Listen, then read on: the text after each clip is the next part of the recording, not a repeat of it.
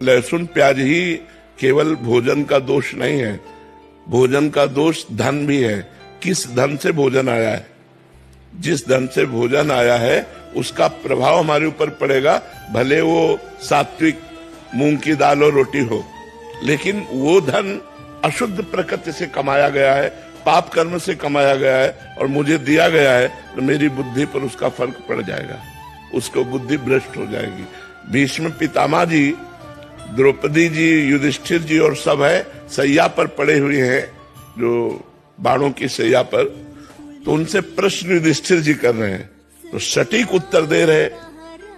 तो द्रौपदी जी हंस पड़े। तो भीष्म जी ने कहा, बेटा हंसे क्यों, उपदेश कोई हंसने वाला तो है नहीं। तो उनका इसलिए हंस रहे कि बहुत ज्ञान की बातें कर रहे हो इस समय,